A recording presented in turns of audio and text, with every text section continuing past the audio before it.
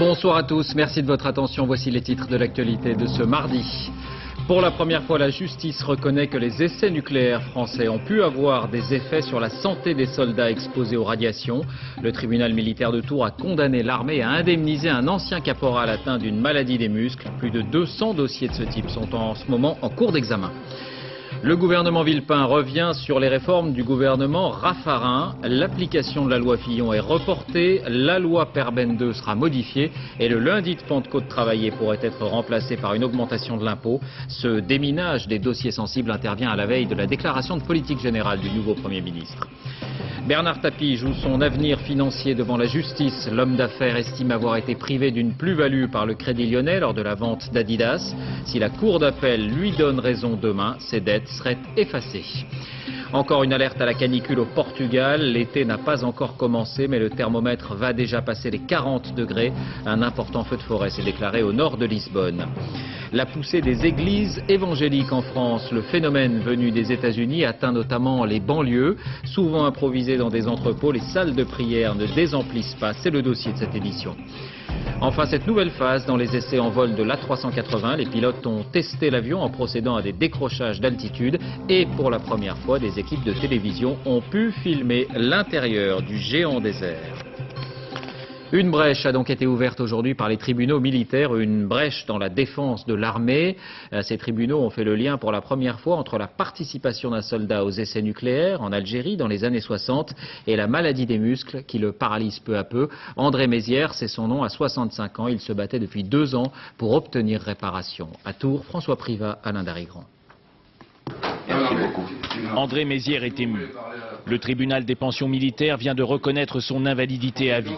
Il impute sa maladie à des essais nucléaires auxquels l'ancien caporal-chef a assisté en Algérie. Je ne pensais pas du tout. Je ne croyais pas. Franchement, c'est important qu'il y ait une reconnaissance pour moi de l'État français. Ils avaient aussi bien que du personnel militaire que civil, sans distinction. Entre février 1962 et mars 1964, le caporal-chef André Mézières a vécu 4 essais nucléaires sur la base de Regan, dans le Sahara algérien. Il y travaillait comme manutentionnaire sur la zone aéroportuaire. Au moment des explosions, il ne bénéficiait d'aucune protection. Nous étions en short, sans gants, sans masque, sans dosimètre, en naïs, c'est-à-dire sans sandalettes. Chemise éjoncrée sans manches. Atteint de polymyosite, une maladie neurodégénérative, André respire et se déplace avec difficulté. Croyez-vous que c'est une vie, ça? Donc l'argent ne vous rapportera pas ça? Non, elle ne me remplacera pas. Disons que l'argent ne remplacera pas ce qui est parti. Désormais, seul le ministre de la Défense peut faire appel et obtenir l'annulation de la pension accordée à André. Et je vous le disais, des associations de vétérans se sont constituées. Quelques 200 dossiers de ce type sont en cours d'examen. Un autre jugement est attendu, par exemple, lundi prochain à Brest. Agnès Monteux, Frédéric Pasquette. La marine, c'était toute sa vie. 27 ans de bons et loyaux services, en attendant cette retraite qu'il imaginait sportive et dynamique, jusqu'aux premiers symptômes d'un vieillissement prématuré de l'organisme. J'ai des problèmes au niveau des os, des articulations, des trous dans les os et vraiment j'ai plus de thyroïde. J'ai un cancer de la thyroïde qui a engendré l'ablation totale de la thyroïde. 3, 2... Mururoa en Polynésie française. Ces problèmes, il en est sûr, viennent de là. Il y a vécu 31 tirs de 66 à 72. Son métier, c'était justement de mesurer, de surveiller la radioactivité. Bien sûr, les jours de tir, les bateaux s'éloignaient. Mais ils revenaient le soir même. Les hommes vivaient en fait en permanence au milieu de ce laboratoire à ciel ouvert. Mon plaisir avec un autre camarade, c'était tous les jours d'aller se baigner. C'était un plaisir d'aller chercher des coquillages, d'aller ramasser du corail. Il n'y a jamais eu d'interdiction de baignade dans le lagon à Mururoa, qui était manifestement, l'eau était contaminée. Amer, M. Cariou se bat. Il veut une indemnisation. Dans son malheur, il a eu de la chance. Il est l'un des rares militaires à avoir récupéré son dossier. À l'intérieur, cette analyse d'urine qui n'a jamais été interprétée. J'ai fait l'exploitation de ces résultats. J'ai découvert notamment qu'en strontium 90, j'avais 45 fois la quantité maximale admise par la législation. Monsieur Cariou a donc bien été contaminé peu à peu. Il espère que la justice, à son tour, lui donnera raison, que la décision rendue aujourd'hui ouvrira une brèche. Décision donc lundi en ce qui concerne ce cas précis. Toujours à propos de santé, la réforme du médecin traitant sera-t-elle vraiment en place au 1er juillet? Théoriquement, c'est la date qui avait été annoncée et 14 millions de Français ont déjà choisi leur médecin traitant. Mais les mutuelles de France et un syndicat de médecins généralistes estiment que le dispositif n'est pas prêt. Affirmation contestée par le ministre de la Santé, Xavier Bertrand. Pour s'y retrouver, explication Nathalie Sapena, André Germain. La tension monte autour de la réforme du médecin traitant. 3 semaines avant son entrée en vigueur, il manque toujours 2 décrets. On ne sait pas quel remboursement est prévu pour les assurés sans médecin traitant. On ne connaît pas non plus la part que vont prendre en charge les mutuelles. Un retard ingérable pour certains généralistes. On ne sait pas dans quelle mesure les dépassements seront remboursés, en partie, un peu, beaucoup, passionnément, on n'en sait rien. C'est un décret qui devait paraître en mars, 15 jours avant la fin, la date butoir, il n'est toujours pas paru. Cette réforme serait tout simplement inapplicable en l'état, estime la mutualité française dans le journal Le Parisien. Un tir de barrage qui n'ébranle pas le nouveau ministre de la Santé. C'est lui qui a bâti ce dispositif qui rentrera bien en vigueur le 1er juillet. Les décrets qui ne sont pas publiés, il faut savoir qu'il n'y a jamais eu d'urgence parce qu'il a toujours été précisé que c'était pour des mesures qui vont s'appliquer à partir du 1er janvier 2006. Nous sommes au début du mois de juin, on voit donc qu'il n'y a strictement aucun retard. Donc, le 1er juillet, voilà ce qu'il se passera pour celui qui ira consulter un spécialiste sans l'aval de son médecin traitant. Il paiera 7 € de dépassement, la sécurité sociale lui remboursera 70% de 25 € et jusqu'en janvier, les mutuelles continueront à rembourser comme avant. Précision du ministère, les 14 millions de Français qui ont choisi leur médecin traitant ne sont pas concernés par ces décrets manquants. Les suites du 29 mai, c'est l'heure de vérité demain pour Dominique de Villepin qui annoncera ses réformes lors de la déclaration de politique générale. À la veille de ce premier rendez-vous, le Premier ministre a lâché du lest sur un certain nombre de dossiers sensibles. La loi Fillon sur l'éducation, la loi Perben sur la justice et même peut-être le lundi de Pentecôte. Alix Bouillaguet, Philippe Mugerin. Pas une minute à perdre. À la veille de son discours de politique générale, Dominique de Villepin prépare le terrain. Aujourd'hui, sa majorité a été chouchoutée. Quant aux dossiers chauds, on s'efforce de les désamorcer. Vendredi dernier, François Fillon quittait le ministère de l'Éducation nationale. Sa loi sur l'école avait provoqué un tollé chez les lycéens et les enseignants. Gilles de Robien, nouveau ministre, change de méthode. On n'est pas là pour se désavouer, on est là pour tenir compte des appels, des remarques, du bouillonnement que cela a suscité. Gilles de Robien va donc consulter à nouveau les syndicats et prendre son temps sur l'application des décrets. Depuis quelques semaines, les avocats sont dans la rue. Une fronde provoquée par certaines dispositions de la loi Perben 2, notamment celle sur la divulgation d'informations. Là aussi, pour le nouveau ministre Pascal Clément, il s'agit d'apaiser la situation. Un groupe de travail s'est réuni cet après-midi. D'après son entourage, il ne s'agit pas de réécrire la loi, mais d'essayer de sortir rapidement de cette crise. C'était la mesure symbolique du gouvernement Raffarin. Le lundi de Pentecôte est aussi soumis à discussion. Déjà, certains remettent en question le jour choisi. Le lundi de Pentecôte, ce n'est pas un symbole. C'est une journée qui, traditionnellement en France, est une journée fériée où il y a des manifestations touristiques, associatives, familiales, retrouvant à la fois ce lien familial et en même temps cette solidarité retrouvée. Alors, recul du gouvernement sur les dossiers sensibles. Pas question de faire machine arrière, répond la majorité. Aucune réforme n'est remise en cause, aucune d'entre elles ne sera retardée. Nous nous sommes projetés dans l'avenir. Avant son discours de politique générale, Dominique de Villepin a décidé de déminer le terrain. Dans le même temps, il lui faut rassurer sa majorité, une stratégie dont il livrera les clés demain.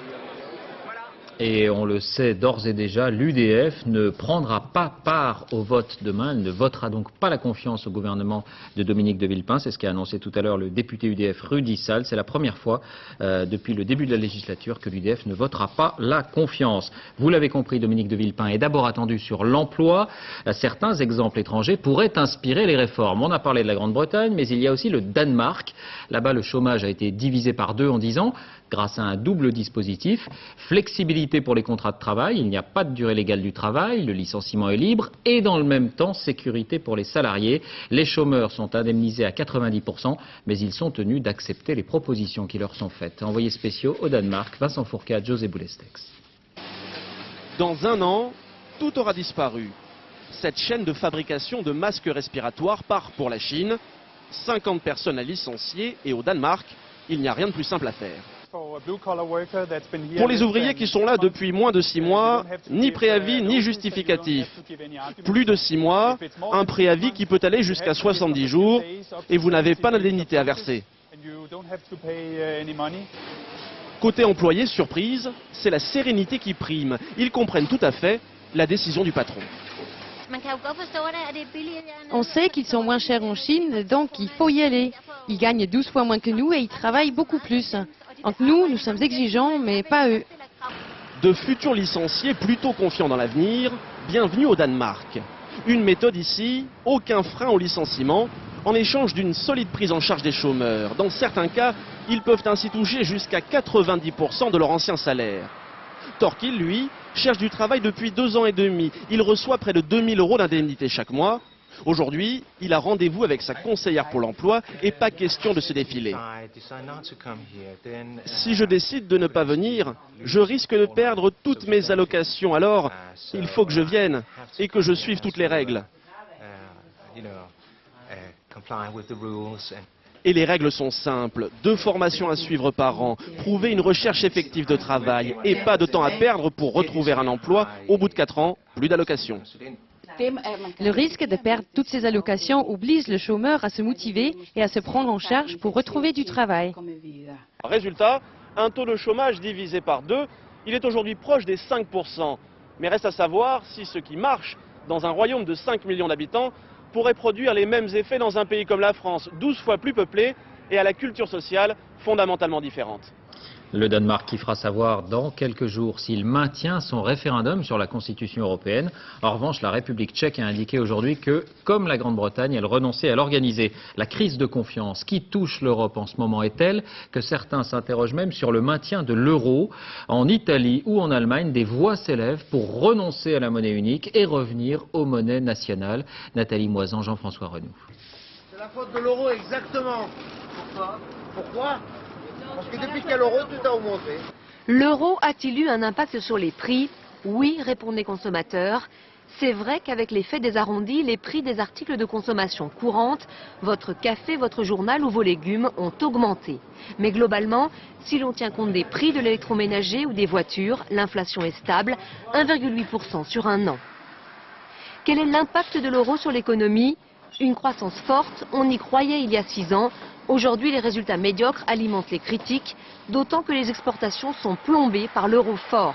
Pourtant, les experts sont formels, sans l'euro, ce serait pire. S'il n'y avait pas eu l'euro, il y aurait eu le chaos qui avait déjà lieu en Europe auparavant, avant l'euro, et les risques de dévaluation des monnaies entre elles, et donc très probablement une situation qui aurait été moins favorable à l'Europe. Alors peut-on abandonner l'euro? 2 ministres italiens proposaient ce week-end de revenir à la lire. En Allemagne, la presse s'interroge. Certes, en théorie, un pays peut toujours dénoncer le traité qu'il a signé, mais en pratique, cela lui coûterait très cher. C'est impossible. Quand la France a abandonné le franc pour passer à l'euro, il a fallu des années. Il a fallu des années techniques, des années psychologiques, des années d'organisation. Et donc on ne peut pas dire du jour au lendemain, tiens, on va abandonner notre monnaie. D'ailleurs, à Strasbourg, aujourd'hui, le nouveau ministre français des Affaires étrangères a résolument écarté cette hypothèse. Justice, le débat sur la dépénalisation du cannabis revient devant les tribunaux. L'ancien secrétaire national des Verts, Jean-Luc Benamia, s'était poursuivi en raison de la présence de produits au chanvre lors de l'université d'été des Verts, il y a 6 ans. L'intéressé parle de harcèlement. Le parquet lui demande 1 500 € d'amende. Éléonore Gay, Bruno Giraudon. 4e comparution pour l'ancien secrétaire national des Verts. La justice le soupçonne de complicité de provocation à l'usage de stupéfiants. Août 1999, à Lorient. Des policiers s'invitent à l'université d'été des Verts, à la recherche de cannabis. Ils découvrent des boissons au chanvre contenant une très faible quantité de THC, la substance active de cette drogue. Et sur un stand comme celui-ci, des livres et des tracts demandant la dépénalisation du cannabis. Un combat pour lequel le Parti écologiste milite activement, en organisant des soirées débats comme celle-ci, ou en participant à des manifestations. Aujourd'hui, Jean-Luc Benamias parle d'acharnement de la justice. Dès qu'on touche aux chambres, ça devient un tabou total. Il y a une espèce de harcèlement. Moi, je ne suis pas craintif par rapport à tout ça. Je suis un peu abasourdi et légèrement quand même un peu énervé politiquement parce que je n'ai pas que ça à faire et je pense que la justice française n'a pas que ça à faire non plus. Ce n'est pas l'avis de Madame le procureur. Elle a requis la confirmation d'une amende de 1 500 €. La décision sera rendue en septembre prochain. Justice encore avec le procès de Bernard Tapie contre le Crédit Lyonnais. L'homme d'affaires s'apprête à vivre une journée décisive. Il estime, vous le savez, avoir été privé d'une plus-value lors de la vente d'Adidas. Si la cour d'appel lui donne raison demain, ses dettes seraient effacées. Olivier Caroff, Christian Leroux. Les Baumettes, à Marseille. La maison d'arrêt de Luynes, près d'Aix-en-Provence, et enfin la prison de la Santé à Paris. De la justice, Bernard Tapie n'a connu que les rigueurs. 4 condamnations correctionnelles. La première fois, c'était il y a 10 ans pour l'affaire OMVA. Mais demain, l'ancien homme d'affaires, l'ex-ministre, désormais comédien, veut s'attribuer un nouveau rôle, la victime de son banquier, le Crédit Lyonnais. Ils m'ont ruiné, humilié. Ils ont fait déménager ma maison avec des caméras de télévision dans la cour. Ils ont fait visiter ma maison par 2000 personnes qui étaient plus intéressées par le voyeurisme que par la maison elle-même.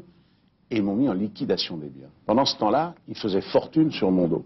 La fortune, elle vient d'Adidas. À la surprise générale, celui qui n'est encore qu'un remuant patron de PME s'offre le géant allemand du sport. Nous sommes en 90. C'est la plus belle affaire que vous avez jamais réalisée jusqu'à présent? Oui.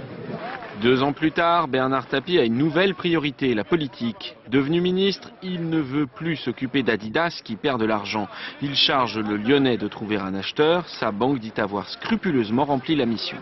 Sa seule solution était, je vends, surtout débarrassez-moi de cette affaire pour 2,85 milliards. Point. On est en 93, l'année du triomphe et le début du désastre. La victoire de l'OM en Coupe d'Europe, ternie, définitivement gâchée par l'affaire de Valenciennes. Adidas, vendu 2 milliards de francs, en fait la société aurait pu en rapporter 4. Mais ça, Bernard Tapie prétend que sa banque le lui a caché. Maintenant, il demande 1 milliard d'euros de dédommagement, de quoi s'offrir plus qu'une revanche, une nouvelle vie, loin des tribunaux. Une manifestation demain à Chamonix contre l'afflux des camions consécutif à la fermeture du tunnel du Fréjus après l'accident. On en parlait hier, le trafic a plus que doublé. La situation est tendue du côté des habitants de la vallée, bien sûr, qui ne supportent plus le flux incessant, mais aussi du côté des transporteurs obligés de faire un détour et d'attendre parfois plusieurs heures pour franchir les Alpes par le sud, du côté de Menton, ou par le nord à Chamonix. Pour beaucoup d'entreprises, la situation est intenable. Samassoula avec Philippe Évêque. Comme des milliers de transporteurs, ce routier a dû s'adapter à la fermeture du tunnel du Fréjus. Son entreprise travaille surtout avec l'Italie.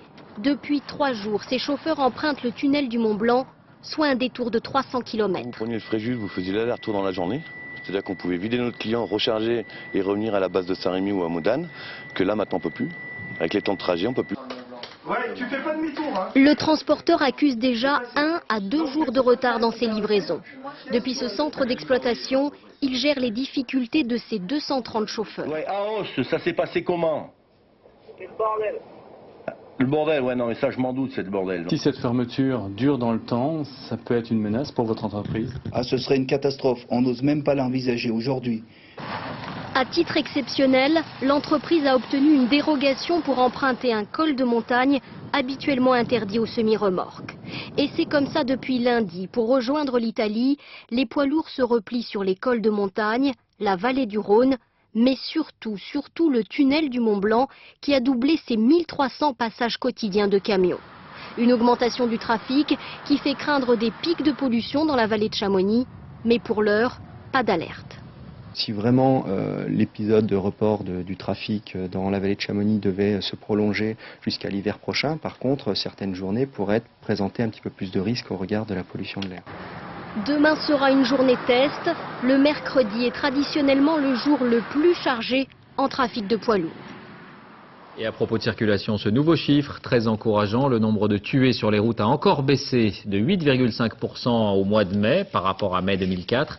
Le ministère des Transports estime que l'objectif de passer sous la barre des 5000 morts par an est tout à fait réalisable cette année. 428 personnes ont tout de même perdu la vie sur la route durant ce mois de mai.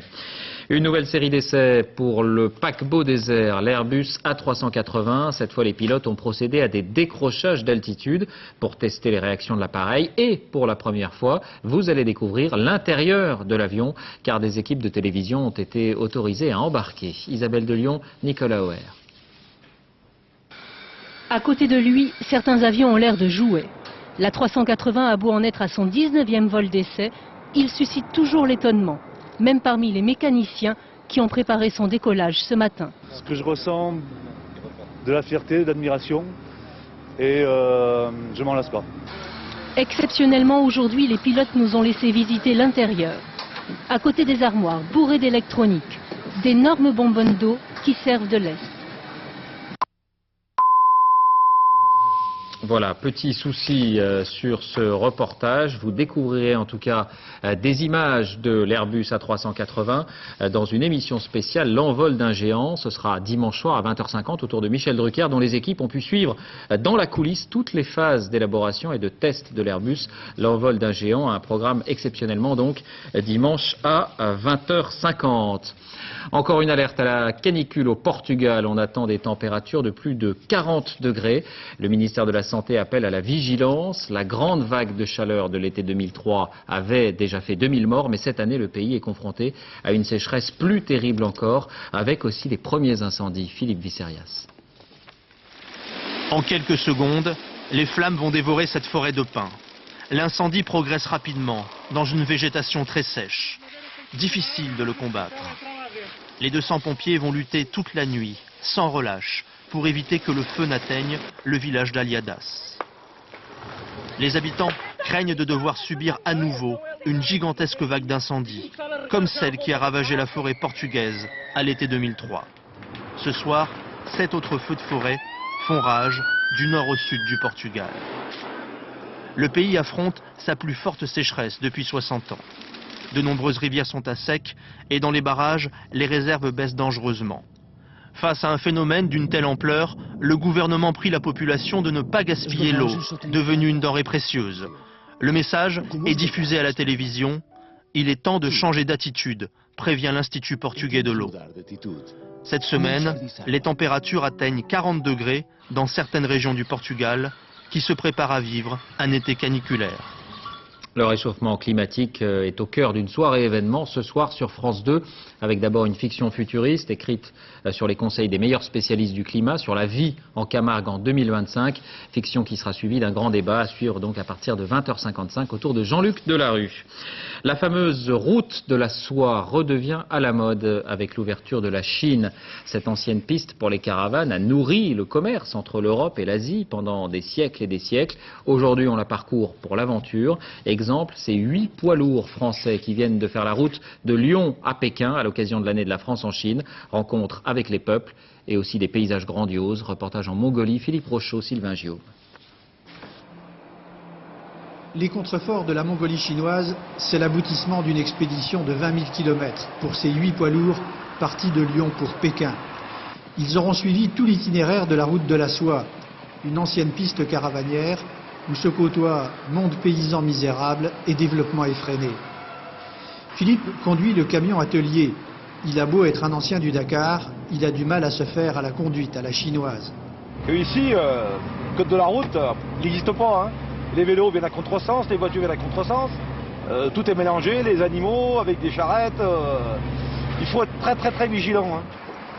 Régulièrement, Philippe s'arrête pour aider les camionneurs chinois en panne. L'état des véhicules ici est souvent critique. C'est vrai qu'ils font beaucoup de mécanique sur la route. Les camionneurs chinois n'ont jamais vu pareil engin. Poids lourds bourrés d'électronique, pression des pneus réglable en fonction du terrain, alors qu'eux-mêmes se débrouillent avec les moyens du bord. On espère conduire un camion comme ça quand on aura de l'argent. Philippe va laisser le volant quelques minutes à son collègue chinois pour une manœuvre limitée, mais réussie. Dans les villes, l'accueil est bon enfant. Mais les camionneurs ont été surtout marqués par l'Iran ou l'Ouzbékistan, qui se rapprochent le plus des images de la route de la soie que nous avons en tête. Cathy est la seule femme ici à conduire un poids lourd. Pendant 10 ans, elle était aux essais. Les conditions sont dures, mais c'est le prix du rêve. Le rythme est assez soutenu, on roule tous les jours quasiment. Quand on roule pas, on fait de l'entretien, on est énormément occupé, donc il n'y a pas tant de pause en soi. Cathy et ses compagnons auront franchi 5 déserts et traversé 15 pays, mais ils ont montré que la route de la soie redevenait un lien économique entre l'Europe et l'Asie. Derrière cette expédition, il faut voir aussi une autre aventure.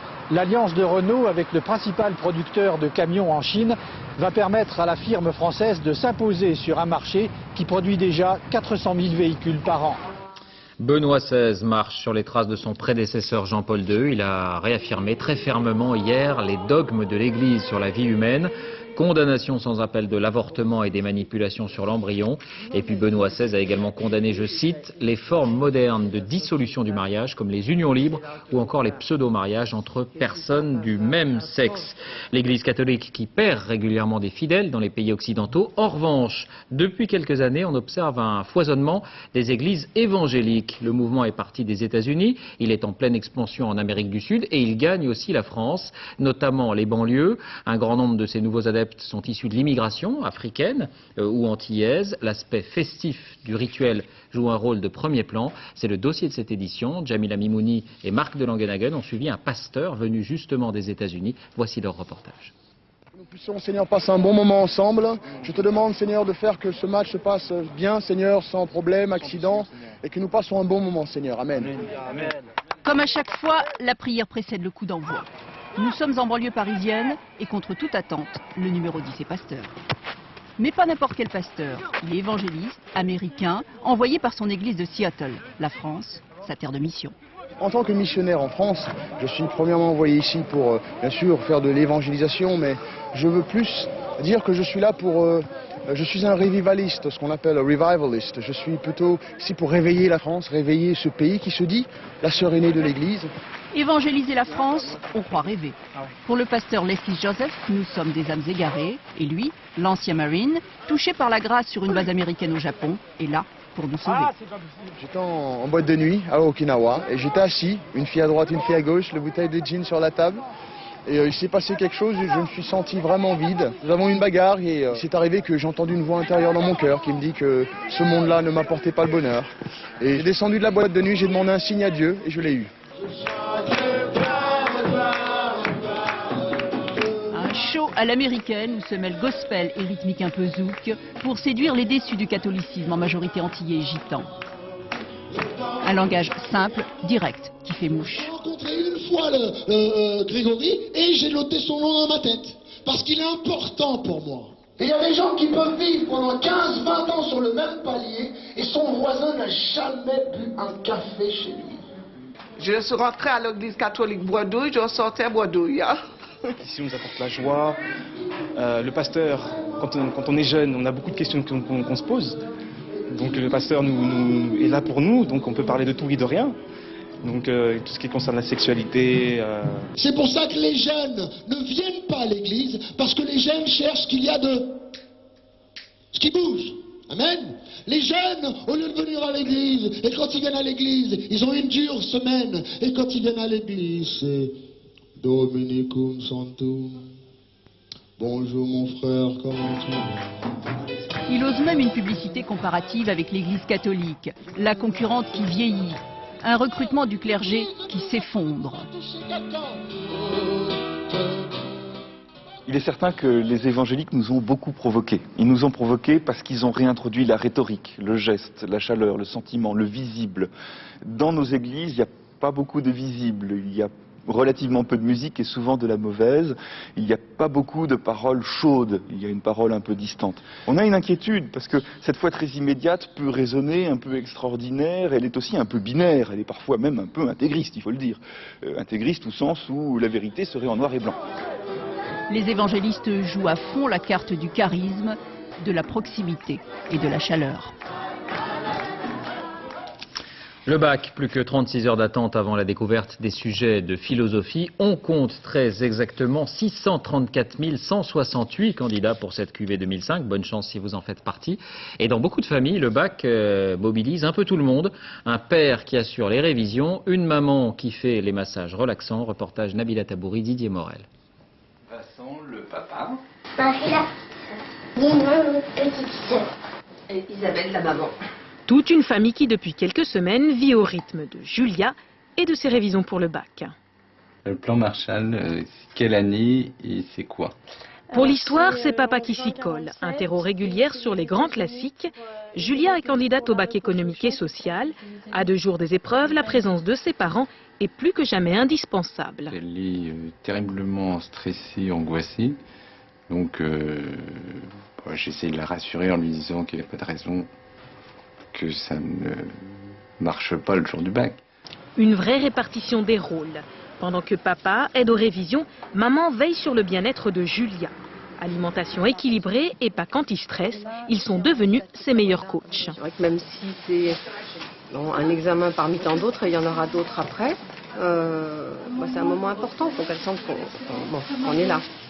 Le bac, un examen comme les autres, ce n'est pas forcément la vie de Julia. 15 années d'une scolarité exemplaire ne l'ont pas empêché de se bloquer le dos la veille d'un bac blanc.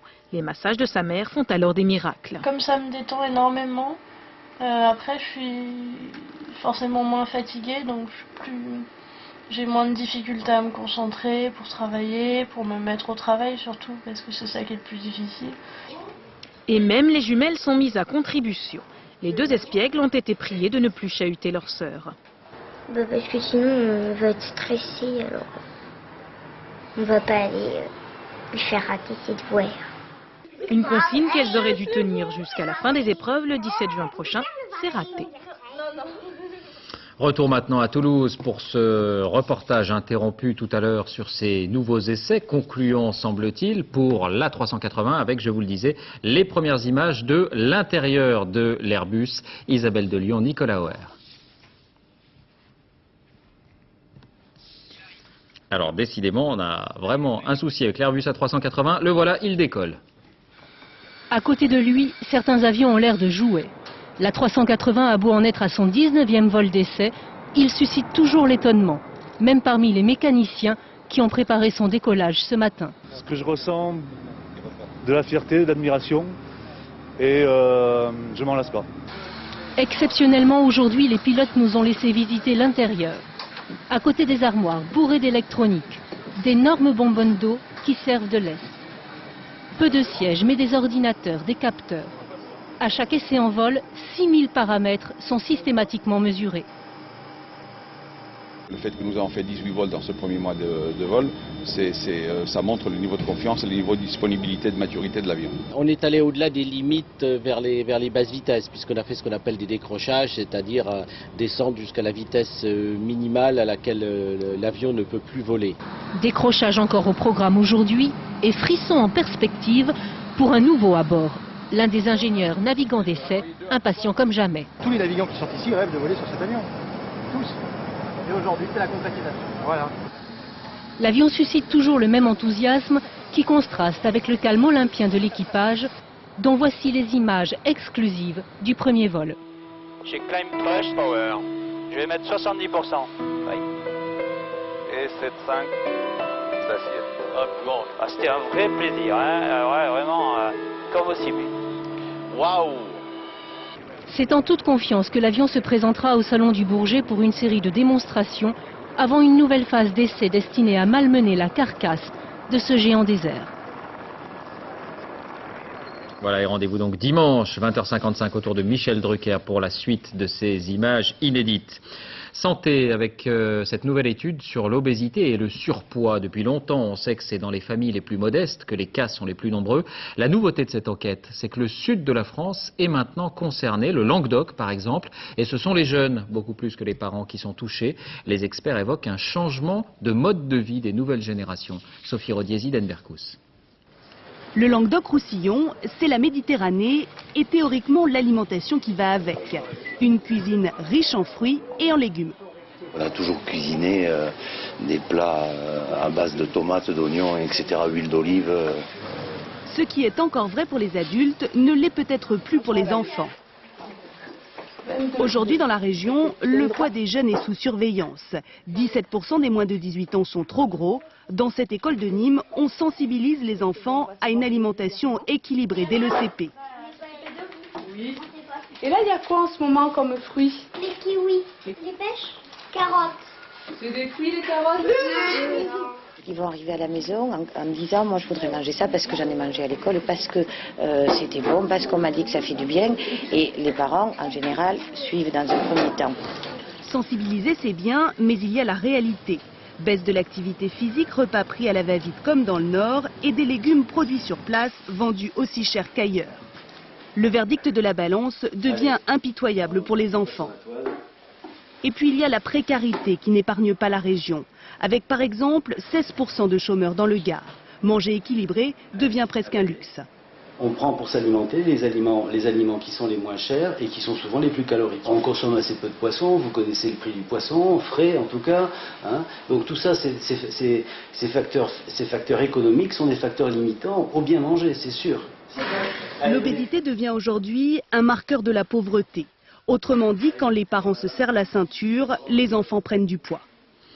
L'environnement, c'est la saison des couvées pour les cigognes. En Alsace, des centaines de petits sont nés il y a quelques semaines. Et pour mieux les connaître et les protéger, comme chaque année, des bagues sont posées à leurs pattes. Elles permettent de les suivre à la trace. Les spécialistes se sont notamment aperçus que depuis plusieurs années, les cigognes ne descendaient plus jusqu'en Afrique, mais s'arrêtaient en Espagne. Christine Boss-Virgiliado. Tous les nids sont en alerte. Séjour de bagages dans ce coin d'Alsace, les spécialistes guettent le volatile et surtout ses petits. Et comme les cigognes ont une curieuse prédilection pour les poteaux électriques, il a fallu mobiliser les électriciens. Les cigognes, dans un premier temps, ont construit leur nid sur nos câbles électriques, ce qui pose quand même quelques problèmes, aussi bien pour leur intégrité physique à elles que pour notre réseau. Donc nous avons mis en place une rehausse métallique et donc aujourd'hui ce nid ne pose plus aucun problème et la cohabitation se fait d'une façon très agréable. Quasiment décimée à la fin des années 70 par les pesticides et les lignes de haute tension, la cigogne blanche a été réintroduite avec succès en Alsace. Aujourd'hui, 350 couples viennent y nicher. Les cigogneaux ont quelques semaines et sont bichonnés grâce à l'intervention des hommes en bleu. Donc on fait ça deux fois dans l'année pour les baguer. Au sol, les membres de l'association SOS Cigogne examinent les oiseaux avant de leur donner une identité grâce à ces bagues, un outil scientifique indispensable. La cigogne blanche avait ses habitudes naturelles, c'est-à-dire de partir en migration vers les terres africaines. Maintenant, on se rend compte que beaucoup de cigognes s'arrêtent en Espagne, par exemple. Donc c'est grâce au bagage qu'on peut avoir ces informations-là. Retour au nid pour des cigogneaux qui pourront dorénavant être suivis à la trace. Sport, football, encore un champion du monde qui annonce sa retraite à 37 ans. Franck Leboeuf annonce son départ. Il jouait au Qatar depuis 2 ans. C'est le 9e joueur de l'équipe victorieuse de 98 à raccrocher les crampons. Et puis sachez que Jacques Santini est le nouvel entraîneur d'Auxerre. L'ancien sélectionneur de l'équipe de France succède à Giroud qui avait annoncé sa retraite dimanche après la victoire de son équipe en finale de la Coupe de France. Cinéma à la sortie demain de L'Interprète avec Nicole Kidman. Elle y incarne une traductrice qui découvre un complot dans le milieu diplomatique. Et pour la première fois, une équipe de cinéma a pu tourner au siège de l'ONU à New York. Marie-Jo Jouan, Bernard Puissesseau. Le siège des Nations Unies à Manhattan, un dimanche. Sidney Pollack dirige une scène dans le grand amphithéâtre. Une première, du jamais vu. Même Hitchcock s'était vu refuser l'autorisation d'y tourner La mort aux trousses. Je crois qu'il parlait d'assassiner le président Zouani. L'histoire de cette interprète, dont la vie est menacée car elle a été témoin d'un complot contre un chef d'État africain, a convaincu le secrétaire général de l'ONU, Kofi Annan lui-même, ajouté à d'autres arguments. Je lui ai promis qu'il n'y aurait pas de femmes nues en train de se droguer au beau milieu de la salle de conférence. Non, plus sérieusement, je crois qu'il a senti que c'était le bon moment d'ouvrir les portes de l'ONU pour que tout le monde voit ce à quoi ça ressemble. L'occasion aussi de pénétrer dans l'univers fermé des interprètes de l'ONU. Est-ce que c'est vous? Leur importance quand on connaît la puissance des mots utilisés au service de la diplomatie. Pourriez-vous me dire comment une personne telle que vous, pour qui le mot diplomatie sert à donner des leçons de morale, s'est retrouvée dans une manif rebelle? Une manif pacifiste. Quand je me documentais pour le rôle, j'ai passé un temps fou dans les cabines des interprètes, au cours des conférences dans la grande salle. Mais quand vous êtes là le soir, quand tout est désert, alors là c'est un moment étrange. C'est la magie du métier d'acteur. Vous faites des choses que vous n'auriez jamais l'occasion de faire dans la vie. Mademoiselle Brom, vous voulez quelque chose? Vous avez une cagoule? Une bien jolie interprète passée au détecteur de mensonges par un Sean Penn en agent fédéral chargé de la protéger. Vous savez quand vous mentez, non? Il y a de la love story dans l'air de ce thriller d'espionnage bien ficelé. Voilà, sortie demain. Avant de refermer cette édition, image de cette nouvelle réunion des patrons de presse en soutien à Florence Aubenas et Hussein Hanoun. Ils se rencontrent tous les mois depuis la prise d'otage. Et cette fois, le patron de Libération, Serge July, a indiqué avoir, je cite, le sentiment que les choses évoluent. Il y a un contact stabilisé, a-t-il ajouté. Florence Aubenas et Hussein Hanoun sont retenus en otage depuis 153 jours maintenant, un peu plus de 5 mois. C'est la fin de ce journal. Merci de l'avoir suivi. Tout de suite, la météo, Nathalie Riouet. 20h55, 2025, le futur en face, donc avec Jean-Luc Delarue. Le cauchemar du réchauffement climatique, comme si vous y étiez. Dès 6h30, Télématin, dans les 4 vérités, Françoise Laborde recevra le président de l'Assemblée nationale, Jean-Louis Debré. On se quitte sur ces images d'une exposition au Palais Royal à Paris. 21 sculptures de bronze, des personnages installés dans les jardins pour plus d'un mois. L'auteur, Manolo Valdés, s'est inspiré d'un tableau de Velázquez pour imaginer ces reines et infantes d'Espagne. L'œuvre est montrée ici pour la première fois. À demain.